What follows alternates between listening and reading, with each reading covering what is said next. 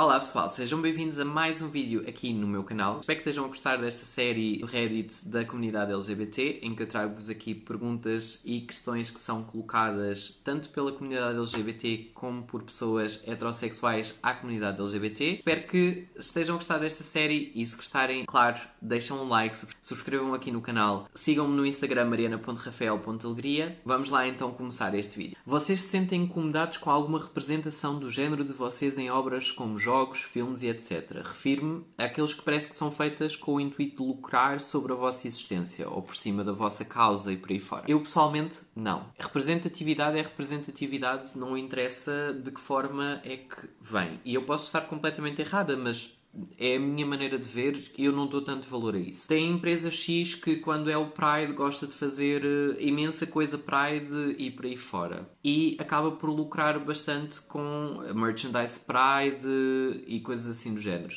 As empresas estão para lucrar, não é? Tipo, elas existem para lucrar. Eu acho que está tudo ok, desde que a representatividade seja feita como deve de ser e não estereotipada. Se for bem feita, não interessa se é para lucrar ou não. Porque a realidade é que falta representatividade, é preciso representatividade, mas é preciso ser bem feita. Há um jogo, o Dragon Age, é o Veilguard. E foi muito mal visto porque há bastante representação LGBT e o problema não foi haver a representação LGBT, foi o facto de ser extremamente forçado e in your face. Não foi uma representação genuína. Parece que está lá só para preencher um número. E quando está lá só para preencher um número, acaba por criar um bocado de atrito porque acaba por ser uma representação que nem está a ser bem feita de todo. Só porque menciona uma pessoa assexual, apresenta uma pessoa non-binary, não binária, apresenta uma pessoa trans, o que quer que seja, não faz só disso por si só uma representação. Eu acho que está lá só para preencher um número. Eu não me importei com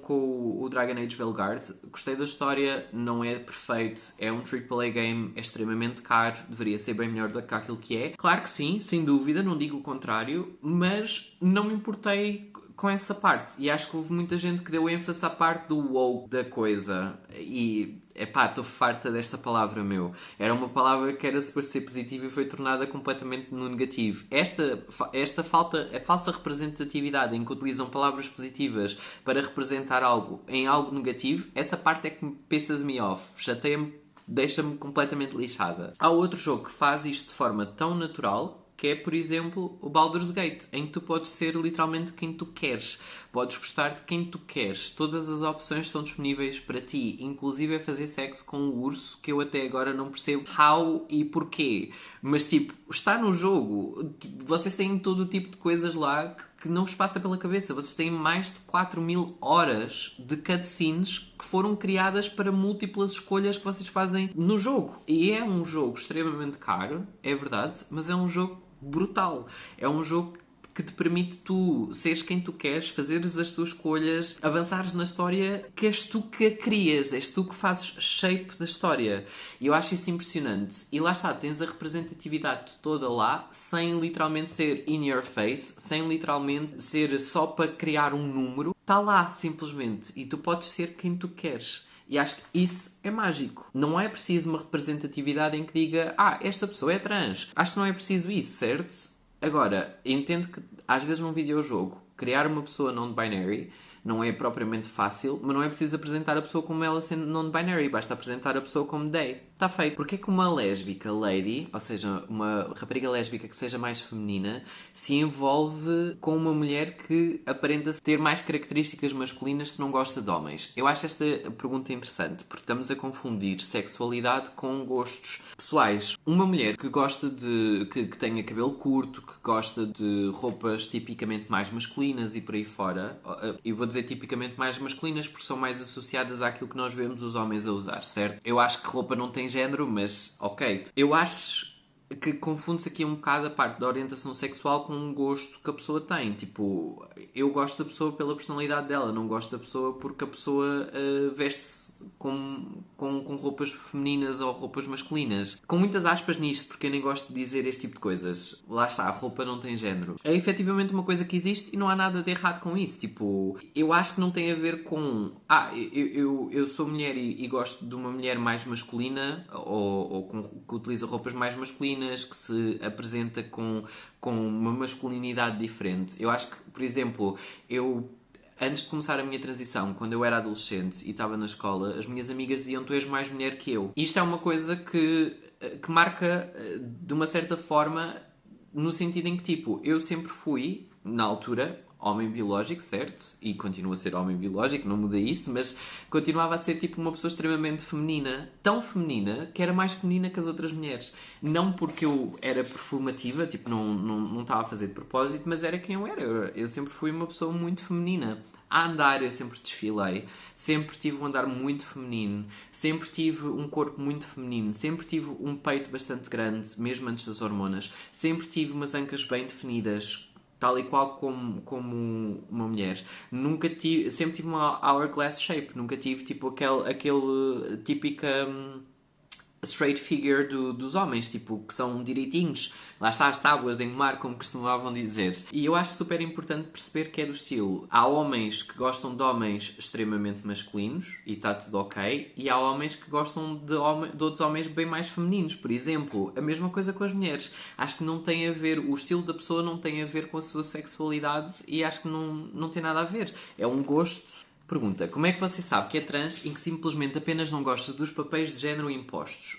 O gostar dos géneros e ser-se trans, a sociedade tenta-nos meter numa caixa. Heterossexualidade, homossexualidade, bissexualidade. E depois existe a sociedade que gosta de colocar as pessoas numa caixa como sendo homem ou mulher. E utilizam muito a ciência dos XX e XY e cenas. E a realidade é que a ciência já veio descreditar muito isso. E as pessoas baseiam-se muito naquelas aulas de ciências que tiveram tipo no 4º ano ou 5º ano e acham que aquilo é a única coisa que existe só porque não é mais falada em currículo escolar. E a questão é: como é que eu soube que eu era trans? Simplesmente soube. Simplesmente eu sempre disse: eu gostava de ter nascido menina. Quando olhava para os outros rapazes, eu não me identificava com nada deles. Eu acho que as pessoas têm tendência a pensar demasiado sobre as coisas e a tentar ler demasiadas coisas e achar uma razão de ser. Eu nunca tentei isso. Eu simplesmente sentia, logo era. Aqui a questão é a mesma coisa. Simplesmente apenas não gosto dos papéis de género, mas aquilo que me faz aqui confusão nesta pergunta é: não gostas dos papéis de género? Como assim? Não gostas de homem?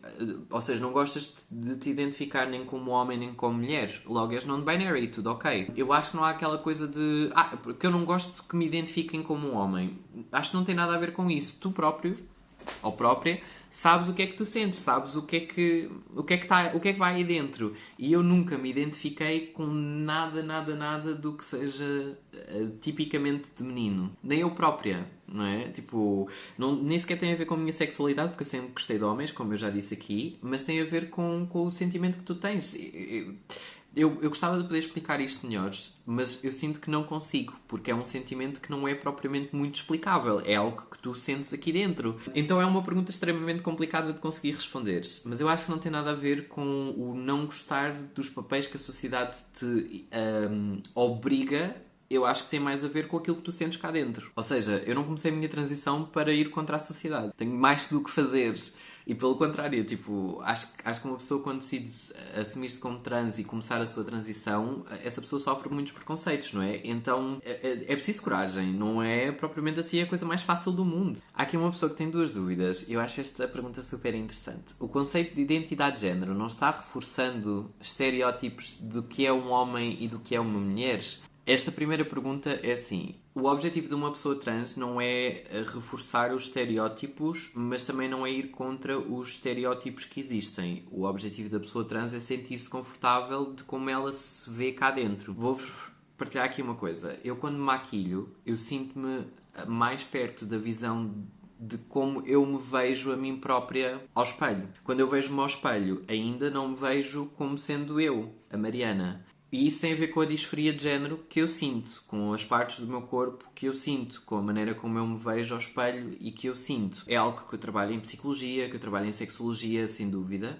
Novamente, eu sou acompanhada medicamente pelo endocrinologista, pelo sexólogo, e tenho uma psicóloga privada que não tem a ver com o facto de eu ser trans, mas tem a ver com coisas que acontecem no meu dia-a-dia, eu enquanto pessoa e por aí fora. Mas eu sou acompanhada por uma equipa multidisciplinar, um endocrinologista, um sexólogo. E aqui a questão é, nós não estamos aqui a tentar lutar para que estes padrões não sejam repetidos ou que os estereótipos sejam reforçados. Nós estamos aqui para ser o nosso eu autêntico. E é isso que nós lutamos muito para ser. Se eu sinto que sou uma mulher, é isso que eu vou tentar reforçar. Mas eu não vou tentar copiar uma outra mulher. Eu vou tentar adaptar o meu corpo, a minha mente, a minha cara, o que quer que seja, à visão que eu tenho daquilo que eu sou cá dentro.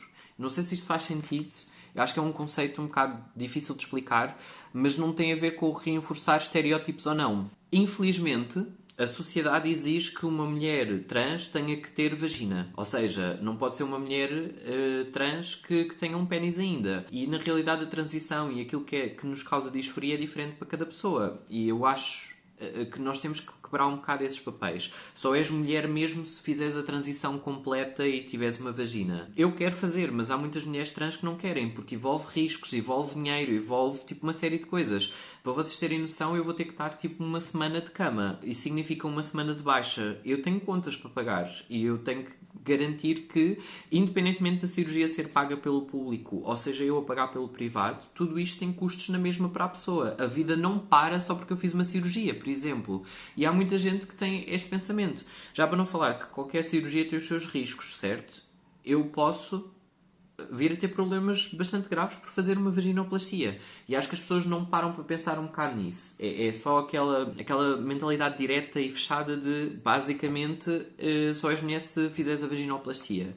E está feito. E a questão é que isso não é indicativo de nada. A outra coisa que ainda acontece muito é as mulheres trans sofrerem muito preconceito porque têm que ser passáveis, têm que passar pela sociedade e qualquer pessoa não te conseguir reconhecer como um homem. É aquela tal coisa de não podemos ser clocked, que é a expressão que é muito utilizada lá fora, que é you can't be clocked. Não podes ser apercebida como sendo um homem biológico, como estás a fazer a tua transição.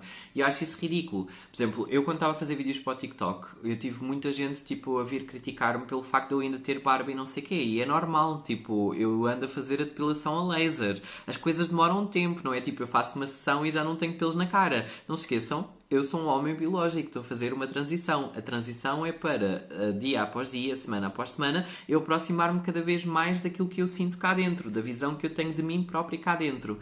E é normal, por exemplo, barba é uma das coisas que me causa mesmo muita disforia e é um dos meus pontos fracos. E magoa bastante quando eu leio aqueles tipos de comentários. Mas a realidade é tipo, eu estou a fazer a depilação a laser, certo? Tipo, só que a barba não desaparece tipo de um dia para o outro. Eu era uma pessoa com uma barba mesmo muito cerrada, muito intensa, tinha um pelo muito forte e ainda tenho, né? Mas é uma coisa que eu estou a fazer aos poucos. Estou a fazer depilação a laser, tipo, tenho um trauma com depilação a laser e custa-me horrores e fazer a depilação a laser, mas eu vou fazer depilação a laser e agora bebo um shot por cada uma delas que eu disse. Com esta vos deixo. Espero que tenham gostado deste vídeo. Deixem aqui nos comentários se vocês concordaram ou discordam das coisas que eu disse. Deixem a vossa opinião sobre os vários assuntos que eu deixei aqui e eu vejo-vos então no próximo vídeo. Adeus!